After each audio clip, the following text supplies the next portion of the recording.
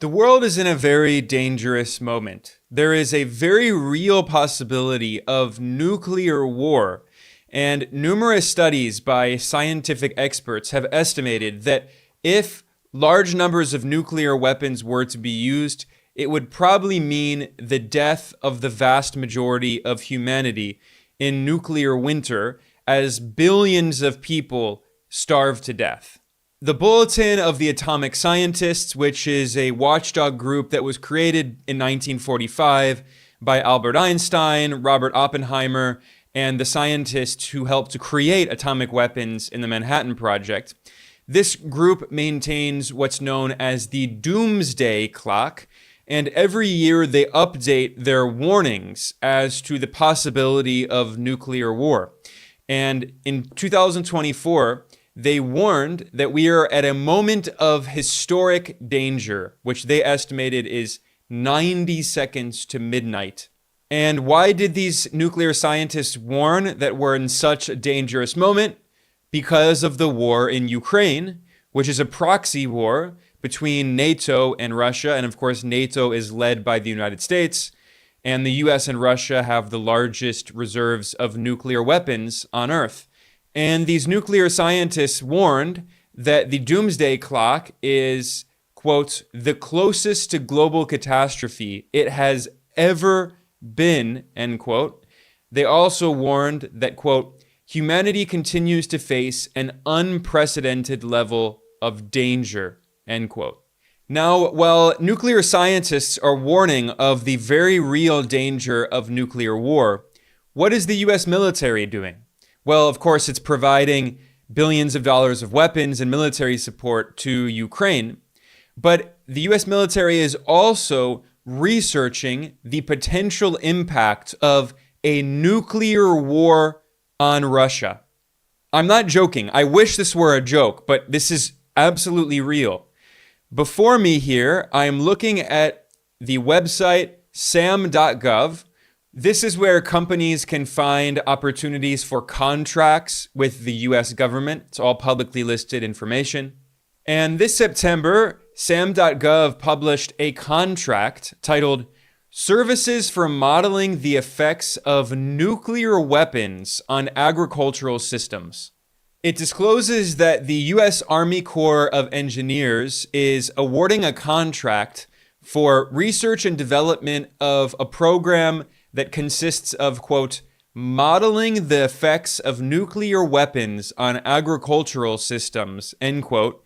And this is using software called AgriShock, which it notes models the effects of nuclear weapons on agriculture systems. And the study must, quote, demonstrate modeling of nuclear warfare on a global scale that would lead to destruction of the agricultural systems such as farms, end quote. And this modeling must include former Eastern Bloc countries, with bloc spelled wrong, and it also must include regions beyond Eastern Europe and Western Russia. So the US military wants to know what would be the impact of a nuclear war with Russia, not only in Eastern Europe, but in the entire world. What would be the impact on global food systems? Well, we actually already have an academic study that was published that answers this question. This was a study published in 2022 by leading scholars at universities around the world, led by Rutgers University, which is actually based in the US. And what was their conclusion? I'm reading here from the Rutgers University website. Nuclear war would cause a global famine and kill billions. It notes more than 5 billion people would die of hunger following a full-scale nuclear war between the US and Russia, according to a global study led by Rutgers climate scientists.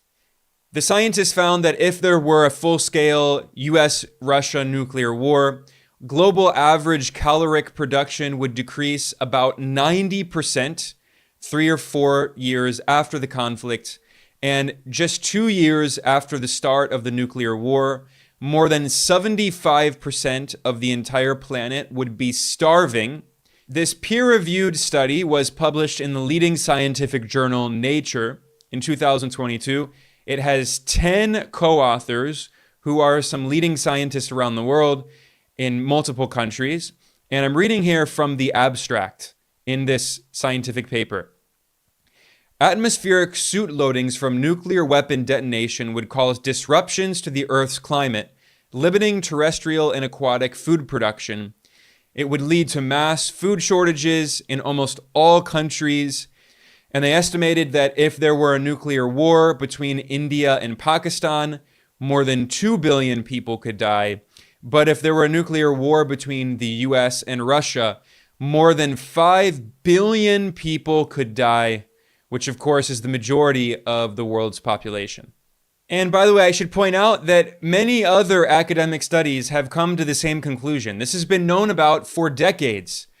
On the U.S. National Library of Medicine website, this is a U.S. government-backed institution, they have an academic study published in the 1980s about nuclear winter, reviewing the many scientific studies on this issue that details how a major exchange of nuclear weapons could result in a significant contamination of a large portion of the Earth's atmosphere, leading to a nuclear winter in which billions of people die. This is not new. I mean, there are so many movies about this. But clearly, the US military didn't like the conclusion of those studies, which is why it's offering a multi-million-dollar contract to do modeling so it can get a different response, maybe a response that it likes to hear about the possibility of nuclear war on Russia. We are in a very, very dangerous situation with the warmongers in Washington and in the Pentagon who are hell-bent on trying to defeat Russia, to overthrow the Russian government. And the danger only escalated further in November when the Biden White House gave permission to Ukraine for the first time to use US-supplied long-range missiles to launch attacks deep inside Russian territory. And immediately after Washington gave this permission to Kiev, Ukraine did launch attacks deep inside Russian territory. And the only reason that Ukraine can do this is because the United States is providing the long-range missile systems and the missiles themselves, and the US has trained Ukrainian soldiers on how to use these weapons. So the US is massively escalating this war. Now, this comes at a time when many Western media outlets are saying very clearly that Ukraine has been losing and is on the verge of defeat.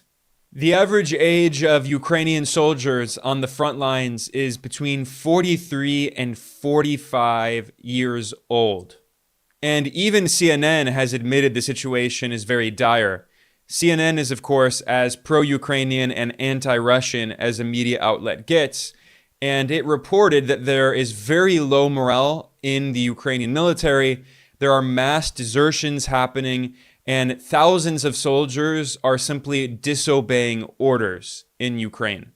And in past situations like this, when one side of the war is very clearly losing, that side often becomes very desperate, and that's why Ukraine is invading Russian territory, trying to launch long-range missile attacks inside Russia. These are signs of desperation, and they're very dangerous because they make the possibility of escalation into nuclear war more likely.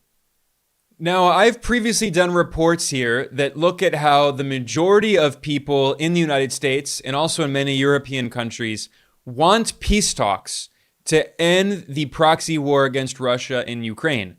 A poll published in June found that 94% of people in the US and 88% of people in Western Europe say that NATO member countries should push for a negotiated settlement for the war in Ukraine. Although I should point out that this study was conducted in a very strange way, so they allowed multiple answers. That's why it was 94%, but the total sums to actually over 130%. But regardless, the point is that the majority of people want peace. But the supposedly democratic governments in the West are not actually responding to what their people want. Instead, they are escalating this war. and talking about the potential use of nuclear weapons, which is absolutely insane.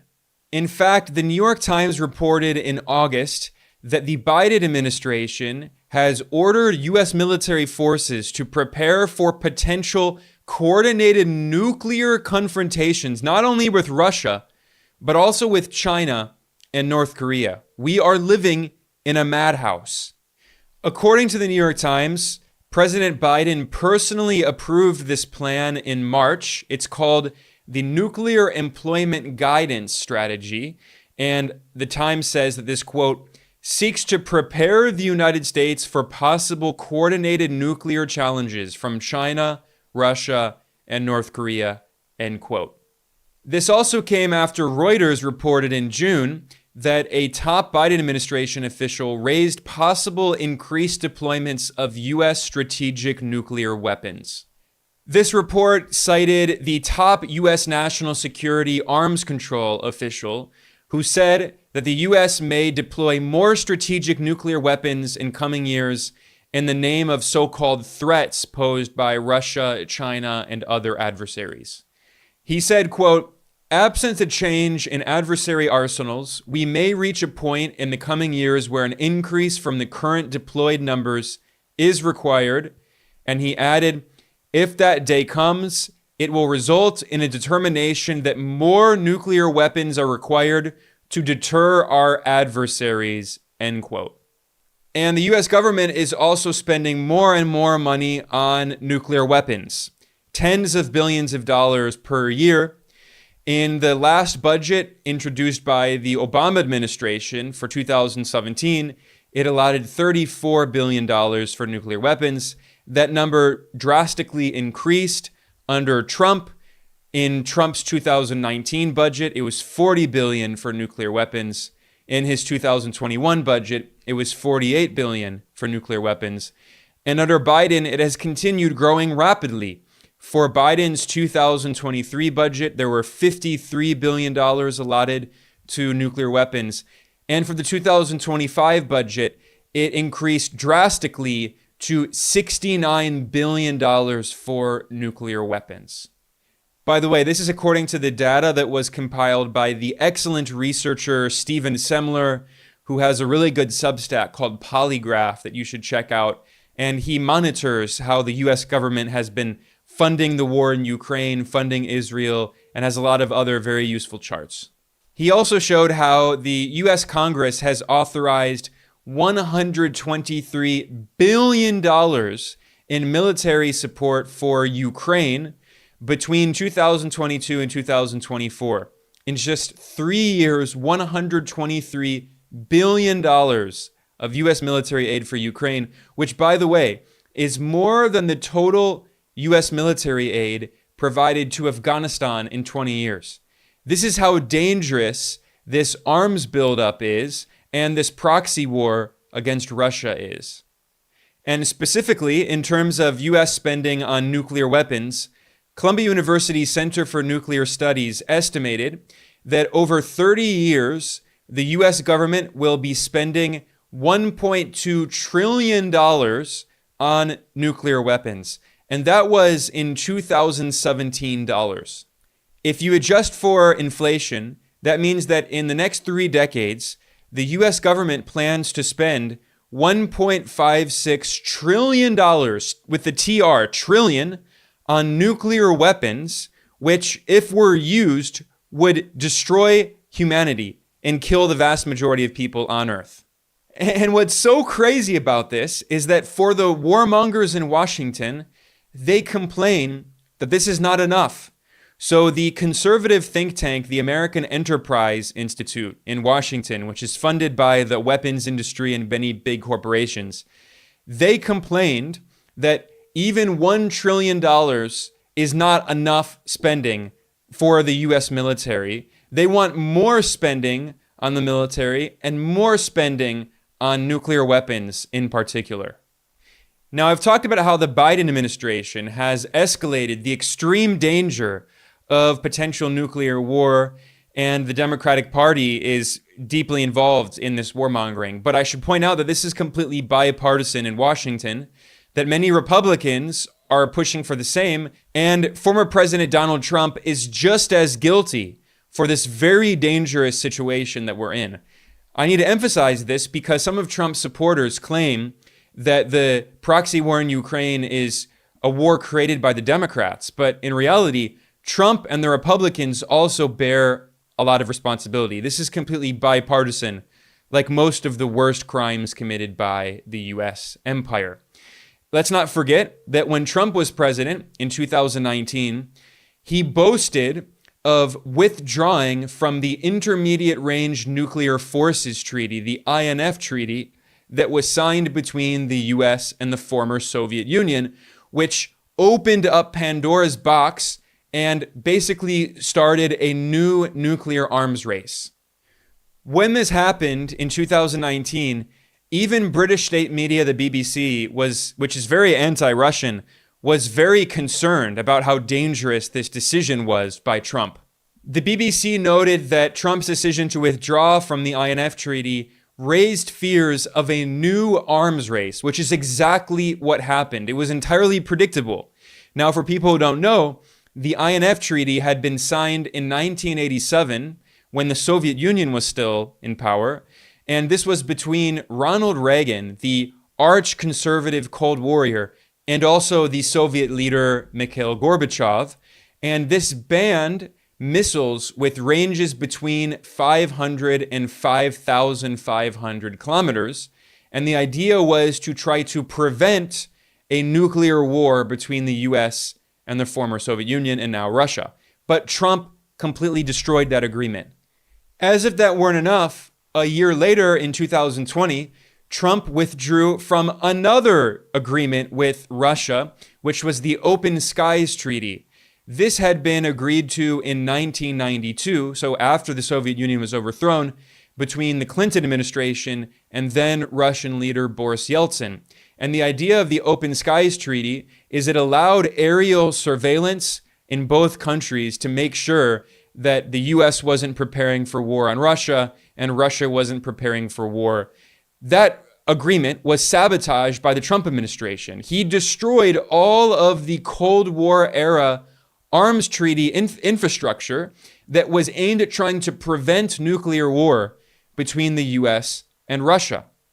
And meanwhile, as Trump was tearing up all of these arms treaties with Russia, he was also approving the sale of lethal weapons to Ukraine that even Obama, who had started the war in Ukraine by backing a coup against Ukraine's democratically elected government in 2014, even Obama had said that he would only send so-called non-lethal weapons to Ukraine, which aggravated the conflict. But Trump further escalated it by sending lethal weapons to Ukraine, which he knew would be used to fight against Russia.